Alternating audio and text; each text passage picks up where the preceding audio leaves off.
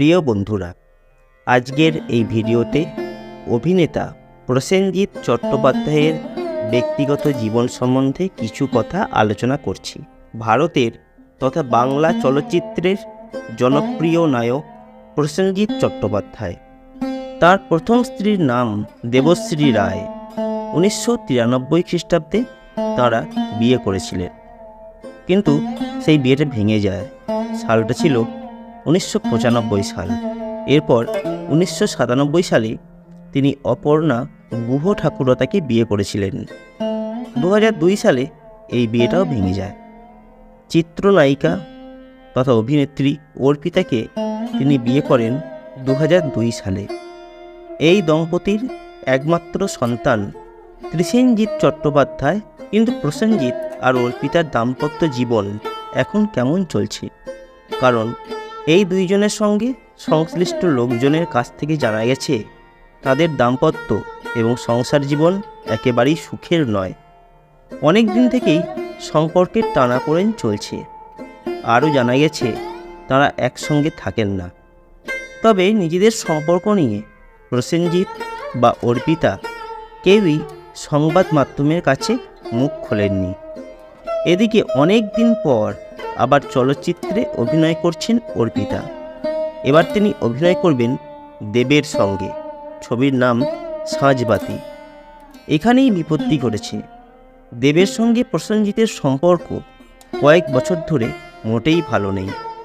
দুজনের মাঝে চলছে একটা ঠান্ডা লড়াই।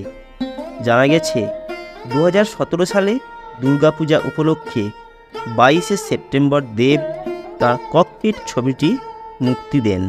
কিন্তু অনেক আগে থেকেই এই দিনে প্রসেনজিৎ তার কাকাবাবু সিরিজের ইয়েতি অভিযান ছবিটি মুক্তি দেওয়ার ঘোষণা করে রেখেছিলেন। এদিকে হুট করে একই দিনে দেব তার ককপিট ছবিটি মুক্তি দেওয়ার ব্যাপারটি সহজভাবে মানতে পারেননি প্রসেনজিৎ। প্রকাশ্যে কিছু না বললেও তিনি যে দেবের ওপর অত্যন্ত রুষ্ট হয়েছেন তা সকলেই জানে। যার উপর প্রসেনজিৎ রুষ্ট আছেন সেই দেবের ছবিতে অভিনয় করবেন অর্পিতা।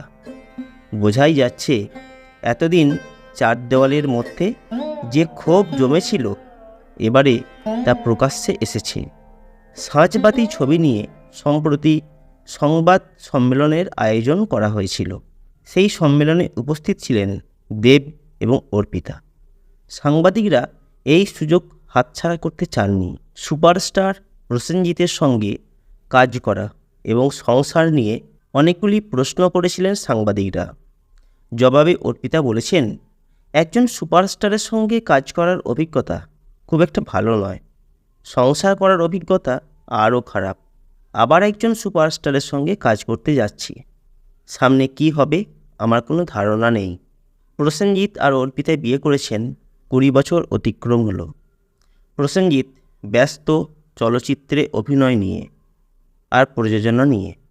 অর্পিতা অভিনয়ের পাশাপাশি ব্যবসা করছেন। সম্প্রতি অর্পিতা একটি সাক্ষাৎকারে বলেছেন, পাশাপাশি দুটো মানুষ থাকলেই ঘষা লাগে, সেই ঘষা থেকে সংঘর্ষ হয়।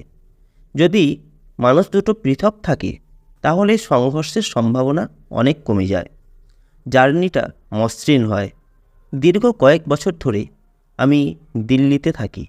মিশুক অর্থাৎ আমার ছেলে প্রসেনজিৎ বাইরে পড়াশোনা করছে।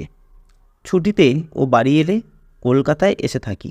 সাংবাদিক প্রশ্ন করলেন, জার্নি মসৃণ হবে বলে আলাদা থাকা শুরু করলেন?